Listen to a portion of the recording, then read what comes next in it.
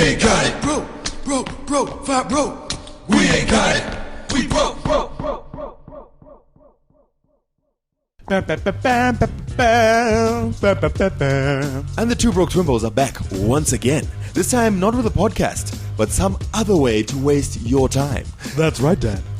Today, the two broke Twimbos come to you from inside the Casa De Broke on a borrowed piece of furniture where they discuss the latest in blockbuster or blockfluster entertainment.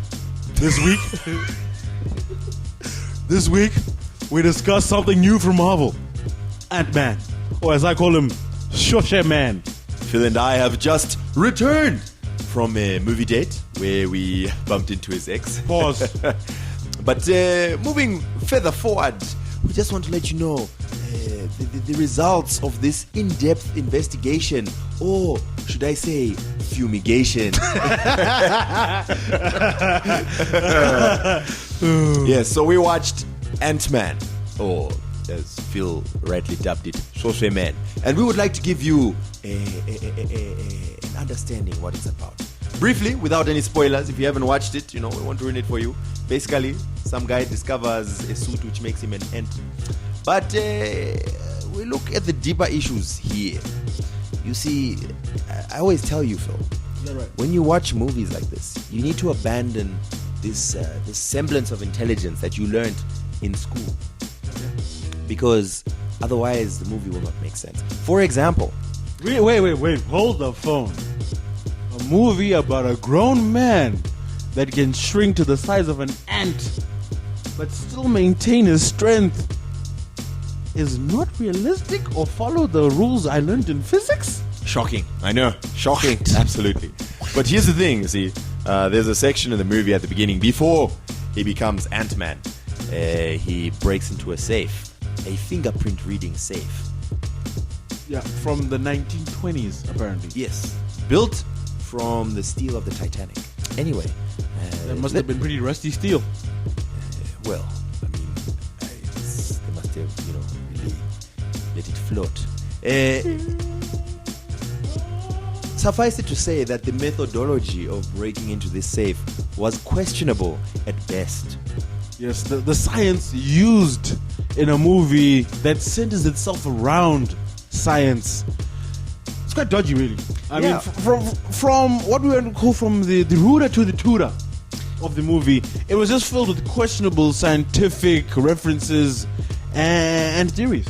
If I may be so bold as to perhaps say that it was ludicrous, so ridiculous that it became quite conspicuous. Anyway, moving forward, I quite enjoyed the movie. I thought it was very entertaining. The entertainment value was high, even though the veracity. Yeah, that's a good word. That's a good word. Veracity. Yes. The legitimacy. Yes. The believability. Mm-hmm. The truality, if you will.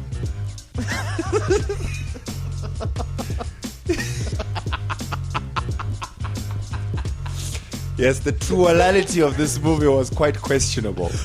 But the entertainment value was quite high. Paul Rudd plays lead as Ant-Man / Scott, who is a down on his luck thief, but a very intelligent man.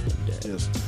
For those of us that grew up watching white sitcoms like myself, Paul Rudd is the guy that pitched up around season 6 and 7 of Friends, dating Phoebe before she left him, and then had a fling with that dude who went to Russia. Then I think he came back, and then he left again.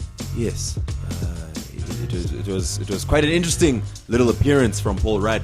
He really did play this happy-go-lucky / sad-go-lucky character very well, and he continues that same kind of character. That go-lucky type, just casting. Things just happen, Mm-hmm. Anyway. Also T.I. was in the movie. T.I., yes. Clifford Tip T.I. Harris. Tip of what is the question? The tip of what? The tip of the iceberg, clearly, because the entertainment skills of this man are quite interesting. He's a rapper and an actor. He's also a shooter. And a shooter. A raptor, as I like to say. Now, what did you think of the movie, Phil? Did you enjoy it? Was it good? Personally, the parts that you were awake in it, that is.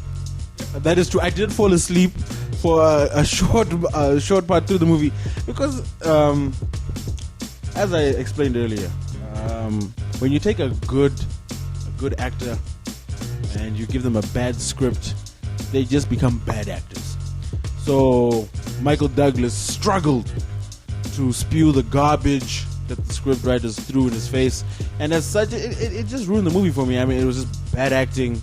Feels very harsh there. I don't think it was a bad script at all.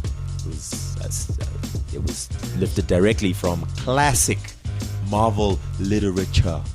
Okay, without giving too much of the movie away, the sheer concept and notion of this whole movie, and the fact that Ant-Man, well, it's not really Ant-Man, he's the second Ant-Man, because For us super nerds who are familiar with the comics, we know that Ant-Man and the Wasp were the original superheroes who helped found the Avengers. And as you know, Dan, the Avenger movies have looked over them completely, to my chagrin. It's not correct, it's just not accurate, and I don't feel it represents the universe Stanley created well. Actually, Phil, Hank Pym, who's played by Michael Douglas in this particular movie, he's the one who was the original Ant-Man. That is correct. And they ignore that completely in the Avenger movies. What are they thinking? Hawkeye is portrayed as if he is someone who introduces Ant-Man to the Avengers, whereas any super nerd, such as ourselves, will know that Ant-Man is the one that introduced everyone else to the concept of the Avengers. That is true, Dan. And we also know that the timelines are totally askew because the Scarlet Witch, who kills someone, we don't give it away, but in the comics, the Scarlet Witch and Ultron were introduced long before Tony Stark was even born. So what is going on here, guys? Get it right. You thought Ultron came in the Avengers? No. Ultron was actually an invention of Ant-Man.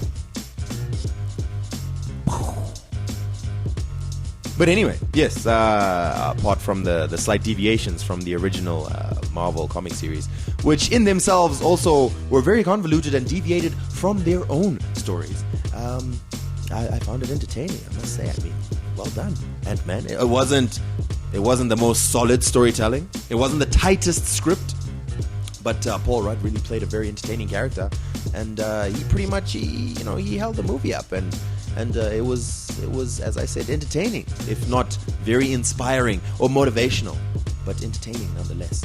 So I'm happy I saw it, and I would recommend that you do go see Ant-Man without very high expectations. right. So waffling aside, or wafflage aside, rather, Dan, I think let's get straight to the ratings.